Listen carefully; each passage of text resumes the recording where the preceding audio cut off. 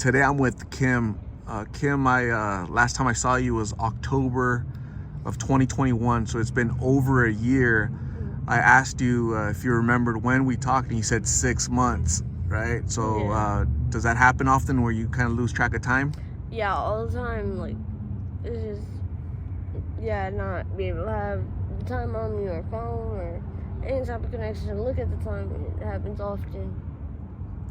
So in that year, what's been new with you? Well, I just got my kids back. I got a small apartment. It's a studio over on 59th and Bethany. The apartments are really nice. They're cheap, so I finally got one. Finally got an apartment for you and your children? Yeah.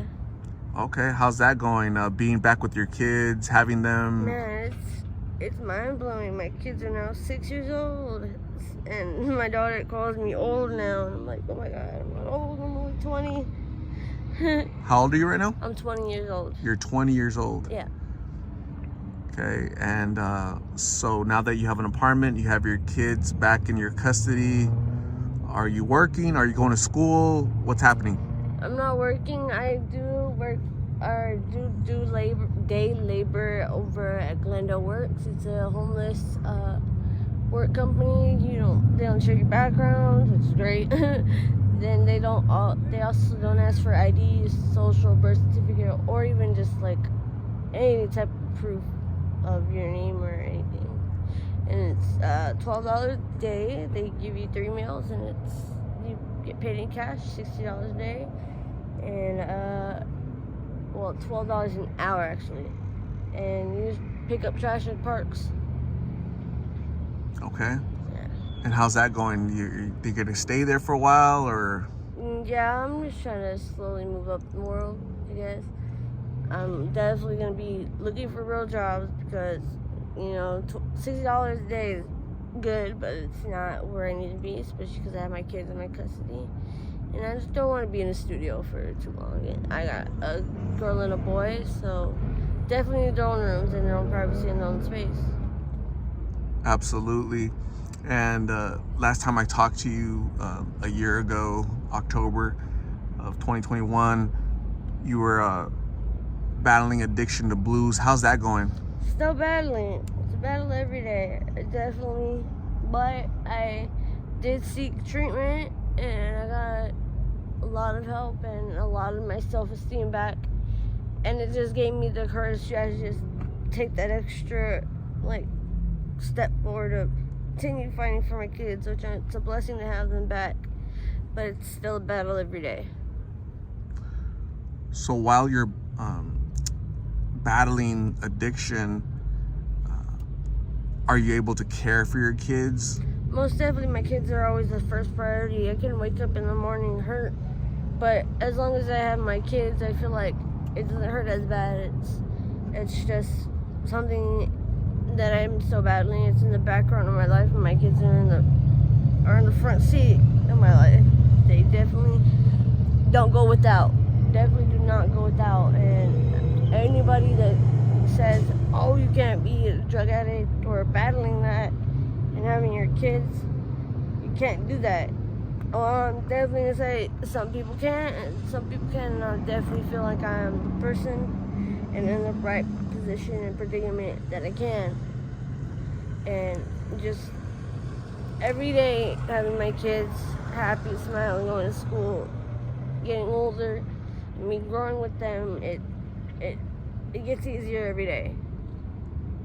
I've definitely cut down a lot from smoking 10 to 15 to 28. I'm only smoking maybe five blues a day, and I'm glad to say my kids, I don't lie to my kids. They know I struggle, and they know that it's a habit and an addiction, and they're not stupid, and I wouldn't treat them as if they were.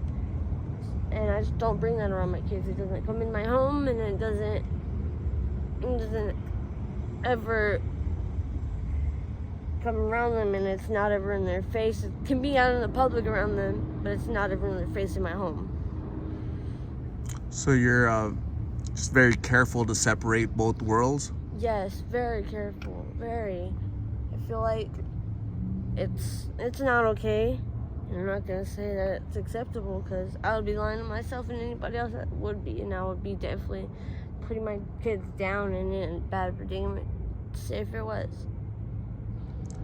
What does your future hold, Kim? You and your 2 kids. Well, my future definitely seems a lot brighter. I feel like a lot happier, a lot more joyful, a lot more clean. I'll be clean for sure. And my plans to be in the future is definitely by the time I'm 22 and I'm not off drugs, I'm done with this.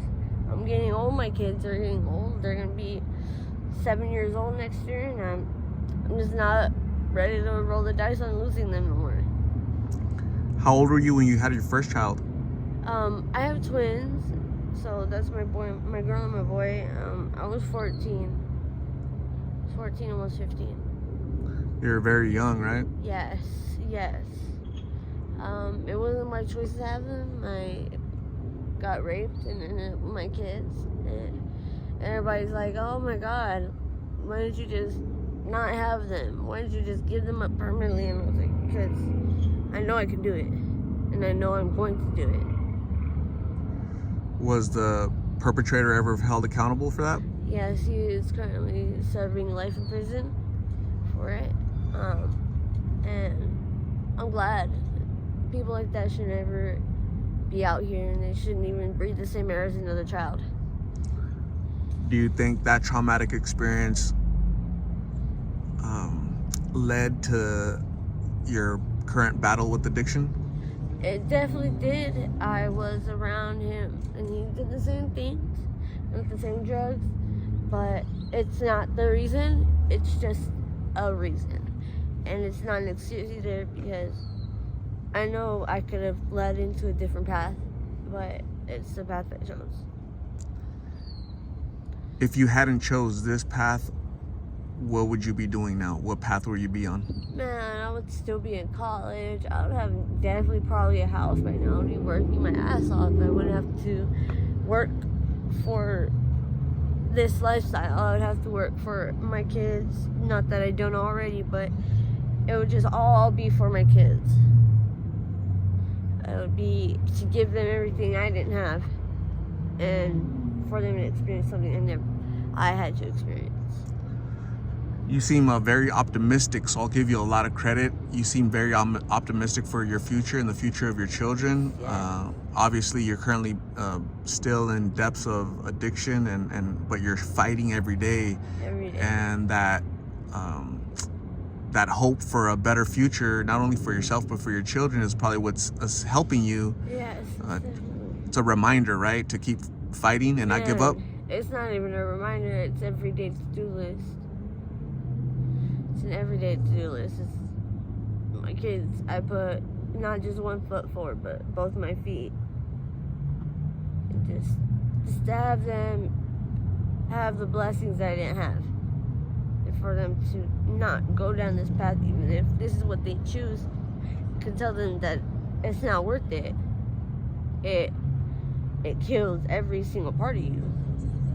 And it kills everybody around you, and they just look at you different. It feels like it's everything that, if it's lost, if it's stolen, if it's misplaced, it's you.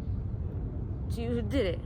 And it's not cool, it's not fair, it's not acceptable. So I feel like I would never, even if my kids chose this path, I would never make them feel like that. I would make them know that something's better, something is material, and these clothes off our back can come off any second, and it's just not worth it. I don't care to lose something, because I know that my kids, if it's not them losing it, it's not a problem. Kim, I'm gonna say thank you very much for talking to me. It was really nice seeing you. I'm glad that you're still on this earth, fighting and not giving up, and you're optimistic for a brighter future for you and your children. You can do it. Don't give up. Continue to battle and fight, Always. and you'll live the life that you deserve and that your children deserve, okay? For sure. Thank you. So let me hand you some socks, Thank you. and you know what this is, right? Narcan. Always need that one. Okay, so please let your friends know you have it, so in case you need it, or you Yeah. have it carried on you, so in case your friends need it, okay? Always. Please stay safe. We'll talk very soon, okay? All right. Thank you.